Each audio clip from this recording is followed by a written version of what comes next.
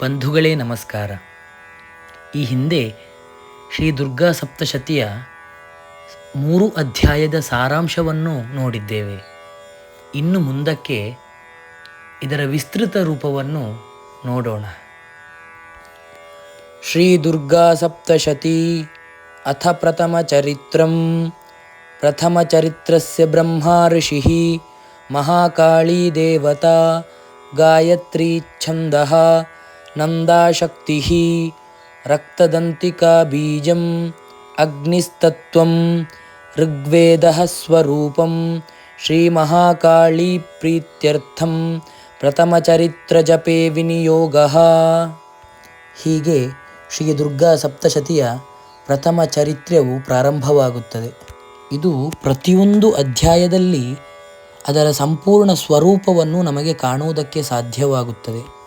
ಆ ಚರಿತ್ರೆದ ಋಷಿ ಯಾರು, ಯಾವ ದೇವರ ಕುರಿತಾಗಿ ರಚಿಸಲ್ಪಟ್ಟಿದೆ, ಯಾವ ಛಂದಸ್ಸಿನಲ್ಲಿದೆ, ಅದರ ಶಕ್ತಿ ಏನು, ಅದರ ಮೂಲ ಬೀಜವೇನು, ಯಾವ ತತ್ವವನ್ನು ಸಾರುತ್ತದೆ, ಅದರ ಸ್ವರೂಪವೇನು, ಯಾರ ಪ್ರೀತ್ಯರ್ಥವಾಗಿ ಈ ಜಪವನ್ನು ವಿನಿಯೋಗಿಸುತ್ತಾ ಇದ್ದಾರೆ ಎನ್ನುವಂತಹ ಪ್ರತಿಯೊಂದು ಮಾಹಿತಿಯೂ ಕೂಡ ಲಭ್ಯವಾಗುತ್ತದೆ. ಈ ಪ್ರಥಮ ಚರಿತ್ರವು ಬ್ರಹ್ಮ ಋಷಿಯಿಂದ ರಚಿಸಲ್ಪಟ್ಟಿದೆ.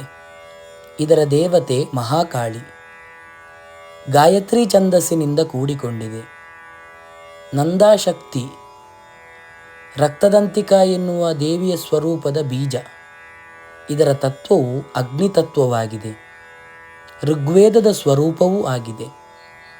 ಮಹಾಕಾಳಿಯ ಪ್ರೀತ್ಯರ್ಥವಾಗಿ ಪ್ರಥಮ ಚರಿತ್ರವನ್ನು ವಿನಿಯೋಗಿಸುತ್ತಾರೆ.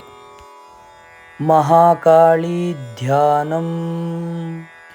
ಓಂ ಖಡ್ಗಂ ಚಕ್ರಗದೇಶು ಚಾಪ ಪರಿಘಾನ್ ಶೂಲಂ ಭುಷುಂಡೀಂ ಶಿರಃ ಶಂಖಂ ಸಂದಧತೀಂ ಕರೈಸ್ತ್ರಿನಯನಾಂ ಸರ್ವಾಂಗಭೂಷಾವೃತಾಂ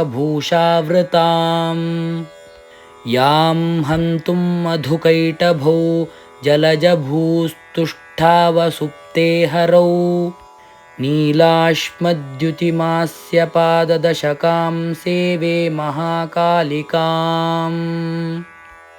ಈ ಧ್ಯಾನದ ತಾತ್ಪರ್ಯವೇನೆಂದರೆ, ನೀಲಮಣಿಯಂತೆ ದೇಹಕಾಂತಿಯುಳ್ಳ 10 ತಲೆಗಳನ್ನು 10 ಪಾದಗಳನ್ನು ಹೊಂದಿರುವ, ಸರ್ವಾಂಗಗಳಲ್ಲೂ ಒಡವೆಗಳನ್ನು ಧರಿಸಿರುವ, ಖಡ್ಗ, ಚಕ್ರ, ಗದೆ, ಬಾಣ, ಬಿಲ್ಲು, ಪರಿಘ, ಶೂಲ, ಭುಷುಂಡಿ, ನರಶಿರಸ್ಸು, ಶಂಖ ಇವುಗಳನ್ನು ಕೈಯಲ್ಲಿ ಹಿಡಿದಿರುವ ತ್ರಿಲೋಚನೆಯಾದ ಹರಿಯು ನಿದ್ರಿಸುತ್ತಿದ್ದಾಗ ಮಧುಕೈಟಭರನ್ನು ಕೊಲ್ಲುವುದಕ್ಕಾಗಿ ಯಾವಳನ್ನು ಚತುರ್ಮುಖ ಬ್ರಹ್ಮನು ಸ್ತುತಿಸಿದನೋ ಅಂತಹ ಮಹಾಕಾಳಿಯನ್ನು ಸೇವಿಸುತ್ತೇವೆ.